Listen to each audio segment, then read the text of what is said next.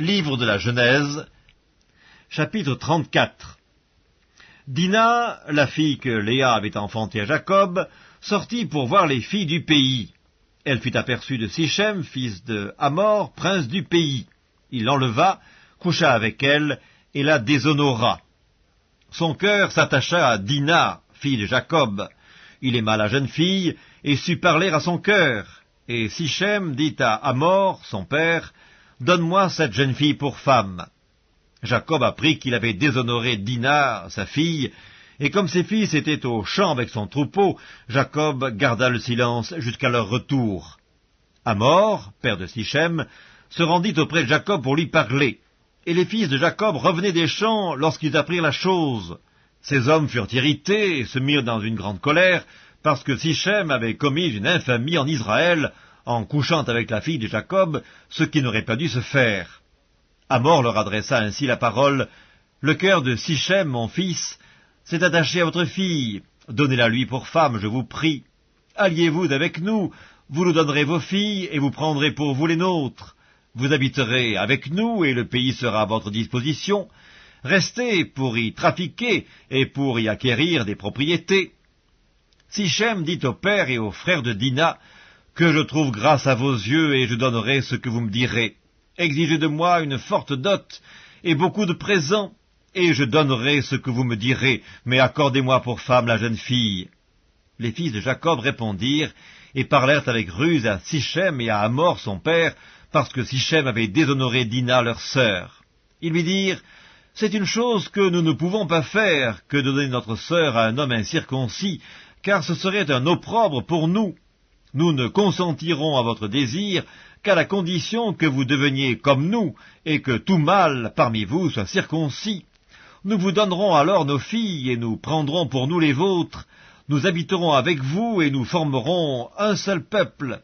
Mais si vous ne voulez pas nous écouter et vous faire circoncire, nous prendrons notre fille, et nous nous en irons. » Leurs paroles eurent l'assentiment de Hamor et de Sichem, fils de Hamor. Le jeune homme ne tarda pas à faire la chose, car il aimait la fille de Jacob. Il était considéré de tous dans la maison de son père. Hamor et Sichem, son fils, se rendirent à la porte de leur ville, et ils parlèrent ainsi aux gens de leur ville. « Ces hommes sont paisibles à notre égard, qu'ils restent dans le pays, et qu'ils y trafiquent. Le pays est assez vaste pour eux. Nous prendrons pour femmes leurs filles, et nous leur donnerons nos filles. Mais ces hommes ne consentiront à habiter avec nous pour former un seul peuple, qu'à la condition que tout mâle parmi nous soit circoncis, comme ils sont eux-mêmes circoncis. Leurs troupeaux, leurs biens et tout leur bétail ne seront-ils pas à nous? Acceptons seulement leurs conditions pour qu'ils restent avec nous. » Tous ceux qui étaient venus à la porte de la ville écoutèrent Hamor et Sichem son fils, et tous les mâles se firent circoncire, tous ceux qui étaient venus à la porte de la ville. Le troisième jour, tandis qu'ils étaient souffrants, les deux fils de Jacob, Simeon et Lévi, frères de Dina, prirent chacun leur épée, tombèrent sur la ville qui se croyait en sécurité, et tuèrent tous les mâles. Ils passèrent aussi au fil de l'épée Hamor et Sichem son fils. Ils enlevèrent Dina de la maison de Sichem, et ils sortirent. Les fils de Jacob se jetèrent sur les morts, et pillèrent la ville, parce qu'on avait déshonoré leur sœur. Ils prirent leurs troupeaux, leurs bœufs et leurs ânes, ce qui était dans la ville et ce qui était dans les champs. Ils emmenèrent comme butin toutes leurs richesses, leurs enfants et leurs femmes, et tout ce qui se trouvait dans les maisons. Alors Jacob dit à Simeon et à Lévi, « Vous me troublez en me rendant odieux aux habitants du pays, aux Cananéens et aux Phérésiens. Je n'ai qu'un petit nombre d'hommes, et ils se rassembleront contre moi, ils me frapperont, et je serai détruit, moi et ma maison. » Ils répondirent, « Traitera-t-on notre sœur comme une prostituée ?» Livre de la Genèse, chapitre 35. Dieu dit à Jacob, « Lève-toi, monte à Béthel et demeure-y. Là tu dresseras un autel au Dieu qui t'apparut lorsque tu fuyais Ésaü ton frère. » Jacob dit à sa maison et à tous ceux qui étaient avec lui, « Ôtez les dieux étrangers qui sont au milieu de vous, purifiez-vous et changez de vêtements, nous nous lèverons et nous monterons à Béthel. Là je dresserai un autel au Dieu qui m'a exaucé dans le jour de ma détresse, et qui a été avec moi pendant le voyage que j'ai fait. » Ils donnèrent à Jacob tous les dieux étrangers qui étaient entre leurs mains, et les anneaux qui étaient à leurs oreilles. Jacob les enfouit sous le térébinthe qui est près de Sichem. Ensuite, ils partirent. La terreur de Dieu se répandit sur les villes qui les entouraient, et l'on ne poursuivit point les fils de Jacob. Jacob arriva, lui et tous ceux qui étaient avec lui, à Luz, qui est Béthel, dans le pays de Canaan. Il bâtit là un autel, et il appela ce lieu El-Béthel, car c'est là que Dieu s'était révélé à lui lorsqu'il fuyait son frère. Déborah, nourrice de Rebecca, mourut, et elle fut enterrée au-dessous de Béthel, sous le chêne auquel on a donné le nom de chêne des pleurs. Dieu apparut encore à Jacob après son retour de Padan-Aram, et il le bénit. Dieu lui dit, « Ton nom est Jacob, tu ne seras plus appelé Jacob, mais ton nom sera Israël, » et il lui donna le nom d'Israël. Dieu lui dit, « Je suis le Dieu Tout-Puissant, sois fécond et multiplie. Une nation et une multitude de nations naîtront de toi, et des rois sortiront de tes reins. Je te donnerai le pays que j'ai donné à Abraham et à Isaac, et je donnerai ce pays à ta postérité après toi. » Dieu s'éleva au-dessus de lui, dans le lieu où il lui avait parlé, et Jacob dressa un monument dans le lieu où Dieu lui avait parlé, un monument de pierre, sur lequel il fit une libation et versa de l'huile. Jacob donna le nom de Béthel au lieu où Dieu lui avait parlé. Ils partirent de Béthel, et il y avait encore une certaine distance jusqu'à Ephrata lorsque Rachel accoucha.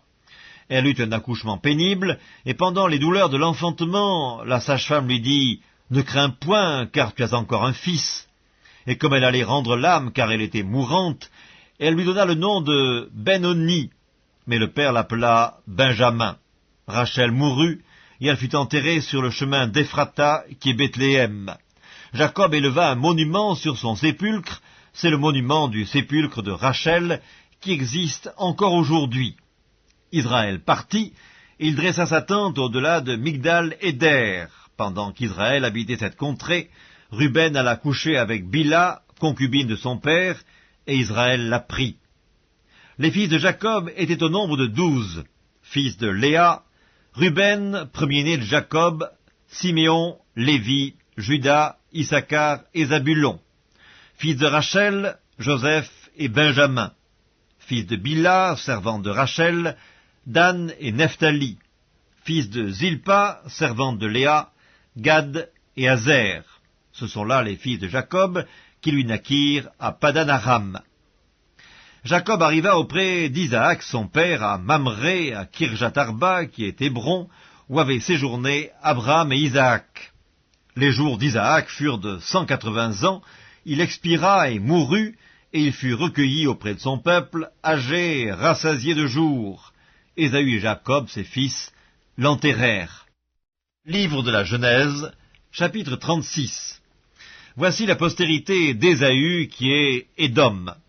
Ésaü prit ses femmes parmi les filles de Canaan. Ada, fille d'Élon le Hétien. Olibama, fille d'Anna, fille de Tsibéon le Hévien. Et Basmat, fille d'Ismaël, sœur de Nébajot. Ada enfanta à Ésaü Éliphaz. Basmat enfanta Réuel, et Olibama enfanta Jéhush, Jaélam et Coré. Ce sont là les fils d'Ésaü qui lui naquirent dans le pays de Canaan. Ésaü prit ses femmes, ses fils et ses filles, toutes les personnes de sa maison, ses troupeaux, tout son bétail et tout le bien qu'il avait acquis au pays de Canaan. Il s'en alla dans un autre pays, loin de Jacob, son frère, car leur richesse était trop considérable pour qu'ils demeurassent ensemble, et la contrée où ils séjournaient ne pouvait plus leur suffire à cause de leurs troupeaux. Ésaü s'établit dans la montagne de Séhir. Ésaü, c'est Édom. Voici la postérité d'Ésaü, père d'Édom, dans la montagne de Séhir. Voici les noms des fils d'Ésaü. Éliphaz, fils d'Ada, femme d'Ésaü. Réuel, fils de Basmat, femme d'Ésaü. Les fils d'Éliphaz furent Théman, Omar, Tsépho, Gaétam et Kénaz. Et Timna était la concubine d'Éliphaz, fils d'Ésaü. Elle enfanta à Éliphaz Amalek. Ce sont là les fils d'Ada, femme d'Ésaü. Voici les fils de Réuel, Nahat, Zérak, Shamma et Midza. Ce sont là les fils de Basmat, femme d'Ésaü. Voici les fils d'Oholibama, fille d'Anna, fille de Tsibéon, femme d'Ésaü. Elle enfanta à Ésaü Jéhush, Jaélam et Coré. Voici les chefs de tribus issus des fils d'Ésaü. Voici les fils d'Éliphaz, premier-né d'Ésaü, le chef Théman, le chef Omar, le chef Tsépho, le chef Kénaz, le chef Coré, le chef Gaétam, le chef Amalek. Ce sont là les chefs issus d'Éliphaz dans le pays d'Édom. Ce sont les fils d'Ada. Voici les fils de Réuel, fils d'Ésaü, le chef Nahat, le chef Zérak, le chef Shama, le chef Mitza. Ce sont là les chefs issus de Réuel dans le pays d'Édom. Ce sont là les fils de Basmat, femme d'Ésaü. Voici les fils d'Oholibama, femme d'Ésaü, le chef Jéhush, le chef Jaélam, le chef Coré. Ce sont là les chefs issus d'Oholibama, fille d'Anna, femme d'Ésaü. Ce sont là les fils d'Ésaü, et ce sont là leurs chefs de tribu. Ésaü, c'est Édom. Voici les fils de Séhir, le Horien, anciens habitants du pays. Lotan, Shobal, Tsibéon, Anna, Dishon, Etzer et Dishan. Ce sont là les chefs des Horiens, fils de Séhir, dans le pays d'Édom. Les fils de Lotan furent Hori et Emam. La sœur de Lotan fut Timna. Voici les fils de Shobal, Alvan, Manahat, Ebal, Shépho et Onam. Voici les fils de Tsibéon, Adja et Anna. C'est cette Anna qui trouva les sources chaudes dans le désert quand il faisait paître les ânes de Tsibéon son père. Voici les enfants d'Anna, Dishon et Oholibama, fille d'Anna. Voici les fils de Dishon, Emdan, Eshban, Jitram et Kéran. Voici les fils d'Etzer, Bilan, Zavan et Akan. Voici les fils de Dishan, Utz et Haran. Voici les chefs des Horiens. Le chef Lotan, le chef Shobal, le chef Tsibéon, le chef Anna, le chef Dishon, le chef Etzer, le chef Dishan. Ce sont là les chefs des Horiens, les chefs qu'ils eurent dans le pays de Séhir. Voici les rois qui ont régné dans le pays d'Édom avant qu'un roi régnât sur les enfants d'Israël. Béla, fils de Béor, régna sur Édom, et le nom de sa ville était Dinaba. Béla mourut, et Jobab, fils de Zérak de Botsra, régna à sa place. Jobab mourut, et Husham, du pays des Thémanites, régna à sa place. Husham mourut, et Hadad, fils de Bédad, régna à sa place. C'est lui qui frappa Madian dans les champs de Moab. Le nom de sa ville était Avit. Hadad mourut, et Samla de Masreka régna à sa place. Samla mourut, et Saül de Rehoboth sur le fleuve régna à sa place. Saül mourut, et Baal-Hanan, fils d'Akbor, régna à sa place. Baal-Hanan, fils d'Akbor, mourut, et Hadar régna à sa place. Le nom de sa ville était Po, et le nom de sa femme, Métra Béel, fille de Matred, fille de Méadzab. Voici les noms des chefs issus d'Ésaü, selon leurs tribus, selon leur territoire et d'après leurs noms. Le chef Timna, le chef Alva, le chef Jétet, le chef Oholibama, le chef Ela, le chef Pinon, le chef Kénaz, le chef Théman, le chef Mitzbar, le chef Magdiel, le chef Hiram.